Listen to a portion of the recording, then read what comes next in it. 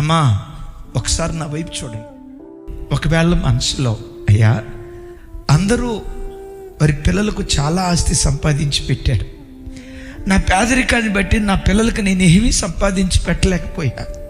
పలానా ఆయన వాళ్ళ కొడుకులకు అపార్ట్మెంట్ కొని పెట్టాడట, ట్రిపుల్ బెడ్రూమ్ ఫ్లాట్ కొని పెట్టాడట, హైటెక్ సిటీ దగ్గర ఎకరం పొలం కొని పెట్టాడట, వాళ్ళ నాన్న వాళ్ళ కొడుకు కారు గిఫ్ట్గా ఇచ్చాడట, వాళ్ళ తాత కోట్ల రూపాయల ఆస్తి ఇచ్చాడట. ఏంటో నా బ్రతుకులో నా పిల్లలకి నేనేం సంపాదించి పెట్టలేకపోయా, నా పిల్లలకి నేనేమి ఇవ్వలేకపోయా.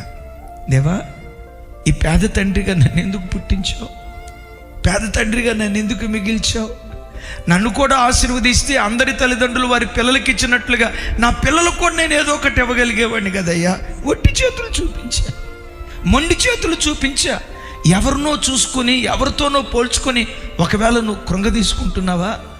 బిడ్డా, నీ పిల్లలకు కోట్ల రూపాయలు ఇవ్వకపోయినా పర్వాలేదు, నువ్వు కార్చే కన్నీటి ప్రార్థన ఉందే, దేవుని సన్నిధిలో నువ్వు నడిచిన పవిత్రమైన జీవితం ఉందే, కోట్ల రూపాయల డబ్బు కంటే మిక్కిలి ఆశీర్వాదం నీ భక్తి నీ పిల్లల మీద కుమ్మరిస్తుంది. వాళ్ళు ఇచ్చిన ఆస్తిపాస్తులు ఒక తరంతో అయిపోతాయి, 2 తరాలతో అయిపోతాయి. భక్తి సంబంధమైన ఆశీర్వాదం ఒక తరంతో అయిపోదు, 2 తరాలతో అయిపోదు, అమ్మా 3 తరాలతో అయిపోదు, 4 తరాలతో అయిపోదు. నా దేవుని వాక్యం ఉంటుంది, ఒకడు నా యందు భయభక్తులు కలిగి బ్రతికితే వాని భక్తిని జ్ఞాపకం చేసుకొని 1000 తరాల వరకు పిల్లలను నేను ఆశీర్వదిస్తాను అన్నాడు.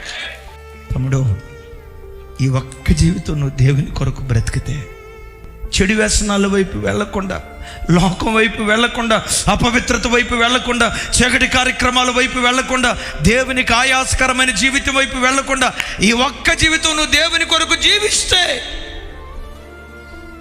ఒక తరపు దీవెన కాదమ్మా, 1000 తరాల వరకు నీ పిల్లలను గుర్తుకు తెచ్చుకుంటాడు.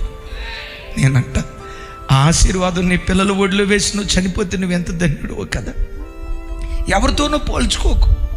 వాళ్ళ పిల్లలకు ఫ్లాట్లు కొని పెట్టారంటయ్యా, వీళ్ళకి స్థలాలు కొని పెట్టారంటయ్యా, వాళ్ళ కార్లు కొని పెట్టారంటయ్యా, వాళ్ళ పిత్రార్జితమే కోట్ల రూపాయలు ఉందటయ్యా.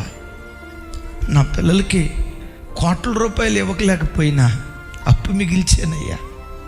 ఇలాంటి పేద తల్లిగా నన్ను ఎందుకు పుట్టించావు అని అనుకుంటున్నావా?